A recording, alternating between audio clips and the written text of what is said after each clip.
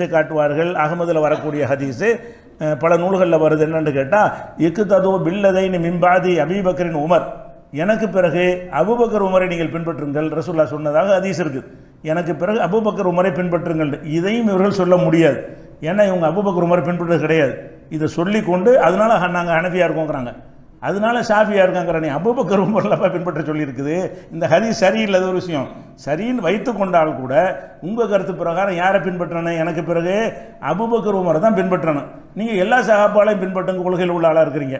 அதுக்கே மாற்றமாக இருக்குது. எல்லாரும் கிடையாது, 2 தான் வந்துருச்சு. அந்த 2ஐயாச்சும் பின்பற்றுறீங்களா? அந்த 2ஐயும் பின்பற்றலை. நீங்கள் அந்த 2ஐயும் விட்டுவிட்டு அதுக்கு பிந்தி வந்த ஆட்கள் என்ன செய்கிறீங்க? பின்பற்றுறீங்க.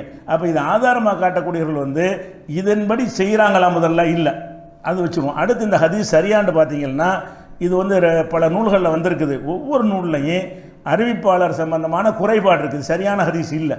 என்ன குறைபாடு இருக்குன்னு கேட்டால், இதை ஹுதைஃபா ரலியல்லாஹு அன்ஹு சஹாபி தான் இதை அறிவிக்கிறாங்க ரசூலுல்லாஹ் சொன்னதாக.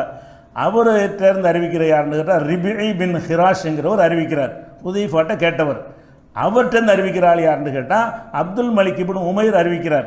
ஆனால் அப்துல் மலிக் இப்னு உமைர் என்ற இந்த ஆள் ரிபிங்கிற முந்த நாள் இருக்கார்ல, அவரை பார்த்ததே கிடையாது. ரிபி என்பவர் சொன்னதாக அப்துல் மலிக் அறிவிக்கிறாரு. இவர் அப்துல் மலிக் என்பவர் ரிபி என்பவர் பார்த்துருக்கணும்ல. நான் சொன்னதாக நீங்கள் சொல்கிறாருந்தா என்று கேட்டிருக்கணும், என்னை சந்திச்சிருக்கணும். என்னை பார்க்காத ஒரு ஆள், என் காலத்தில் வாழாத ஒரு ஆள் நான் சொன்னதாக சொன்னால் எப்படி ஏற்றுக்கிறது? நீங்கள் காந்தியை நீங்கள் ஒருத்தன் பார்த்ததே இல்லைன்னு வைங்க, காந்தி சொன்னால் நீங்கள் அறிவிக்க முடியுமா? காந்தி சொன்னதாக சொன்னால் காந்தி சொன்னதை யார் கேட்டது? அவரை சொல்லு முதல்ல.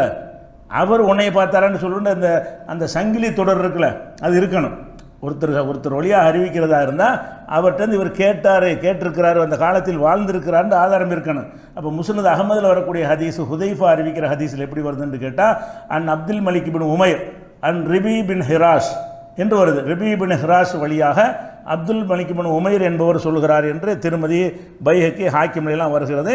இவர் அவரை சந்திக்க கிடையாது. இந்த அப்துல் மலிக் ரிபையை சந்திக்கலை.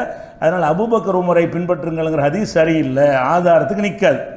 இதே கருத்தில் உள்ள ஹதீஸ் திருமதியிலையும் வருகிறது.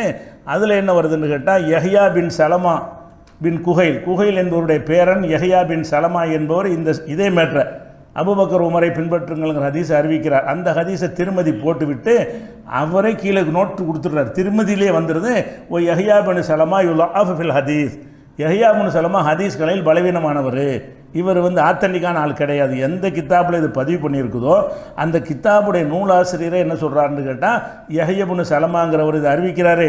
யஹ்யா பின் சலமா என்பவர் யுலாஃபு ஃபில் ஹதீஸ் கலையில் இவர் பலவீனமான ஆள், இவர் சொன்னால் ஏற்றுக்கிறக்கூடாது, நினைவாற்றல் இல்லாமல் ஏதோ குறைபாடுபட்டு இருக்குது என்று என்ன செய்கிறாரு, அவரும் திருமதியை சொல்லிடுறாரு.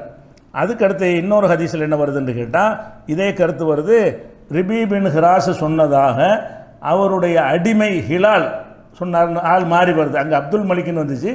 இந்த ஹதீஸில் என்ன வருதுன்னா, அவருடைய அடிமை ஹிலால் என்பவர் சொன்னார்னு சொல்கிறாங்க. இந்த ஹிலால்னா யாருன்னு தேடி பார்த்தா அவர் ரெக்கார்டு இல்லை. ஒரு அறிவிப்பாளர்னு சொன்னோம்னா அவர் யார், எந்த வருஷத்தில் பிறந்தார், எந்த வருஷத்தில் இறந்தார், அவர் எந்த ஊரில் வாழ்ந்தார், அவருடைய நாணயம் நேர்மை சரியான ஆள் தானா என்று விவரம் இருக்கணும். அந்த விவரம் இருந்தால் அவர் அறிவிப்பாளரை ஏற்றுக்கிடுவாங்க. விவரம் இல்லைன்னு சொன்னால் மஜ்ஹூல், அறியப்படாதவர், யார் என்று அறியப்படாதவர்னு சொல்லி அவர் அறிவிக்கிற ஹதீஸை தள்ளிடுவாங்க. அப்படியான ஒரு ஆள் மூலமாக தான் வருது. இந்த 3 ஹதீஸ் தான், இந்த ஒரு ஹதீஸ் தான் 3 வழியில் வருது. அபூபக்கர் உமரை பின்பற்றுங்கள் என்று சொல்கிற ஹதீஸ் 3 வழியில் வருது. ஒன்று ஹிலால் என்பவர் அறிவிக்கிறாரு, அவர் யாருன்னு தெரியாது. இன்னொன்று என்ன செய்யற, அப்துல் மலிக் அறிவிக்கிறாரு, அவர் ரிபிங்கிறவர் வழியாக அறிவிக்கிறாரு, அவர் பார்த்ததே இல்லை. இன்னொரு ஹதீஸில் யஹ்யா பின் சலமா அறிவிக்கிறாரு, அந்த கிதாபிலே போட்டுறாங்க ஆள் சரியில்லை, ஹதீஸையும் போட்டுவிட்டு இந்த ஆள் கொஞ்சம் சரியில்லாத ஆள் என்று அந்த கிதாபில் என்ன செஞ்சிடறாங்க, போட்டுற. இந்த 3 அறிவிப்பு தான், 3 செய்தி தான் வருகிறது. அப்போ இதை ஒரு ஆதாரமாக சொல்கிறாங்க. இதோட